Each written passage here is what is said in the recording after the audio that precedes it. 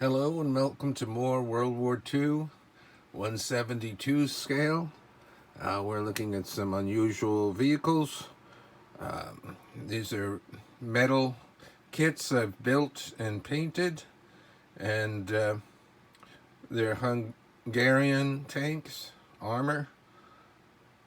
Hungary was an ally of Germany in World War II, so these would be fighting the Soviet-Russian forces. I will take a look at what we have here and then go into detail on them. This is the very cool Nimrod, it's called. It's an anti-aircraft gun on there. It's a 40mm Bofors crew, and this came out before the Wirbelwind, I think, and Ostwind for the Germans. I think it might have been an inspiration for them. These two are the Zeringi. These were assault vehicles. Normally they have a 105mm shorter gun on there. These have a long 75mm in anti-tank.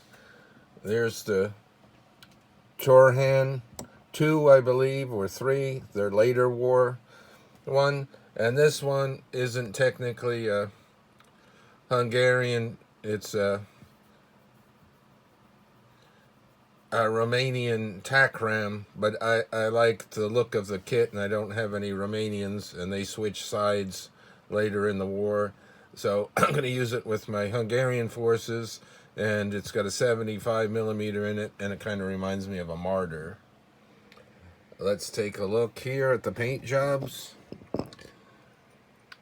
They have a specific symbol, and I wasn't able to get the decals yet. So a very rough approximation of what their national symbol looked like. 1, 2, 3, 4 guys I was able to cram in there. It was hard to find some figures that might fit and look. So they basically look sort of German, even though they should be a little different. Very cool. You can hear. I won't do that with all of them, but they all clunk, because they're all solid, soft metal kits. I believe they came from England, and I don't remember the names. Come in little bags with a header card, very poor instructions, so it's hard to see on these. I got a book about, sort of like a Files type book, Osprey type book, but a different brand, I think, of Hungarian armor in World War II, so I might do a video on that in the future. This one here, that one came out real bad. So they're kind of like place markers until I ever do get the decals. It's kind of expensive to get a few decals for something. You can see it on that one. And these were approximations of some of the camouflage jobs that I saw in black and white, and they did have the 3 colors. This one's very cool. It's like a cross between like a Sturmgeschütz and the Su-85. And you can see the side skirts. Very nice.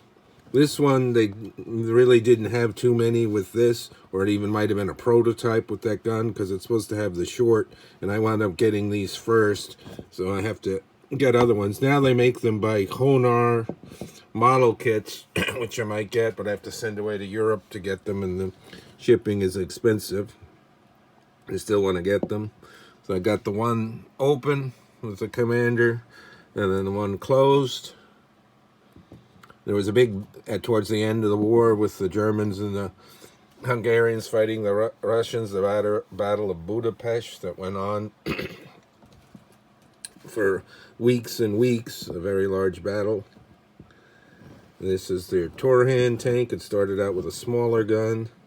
Now this is the larger gun, but still fairly weak.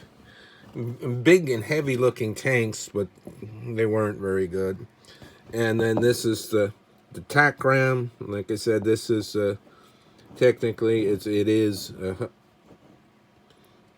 Romanian tank, but I like the look of it, and I'm not going to have any Romanian things, so I did it this, and I'm going to do it in their colors, and then I found a couple of guys to put in there. Right, that's a look at some Hungarian armor done up for later war for fighting on the Eastern Front. Until next time, thanks for liking, subscribing. More World War II 172 scale.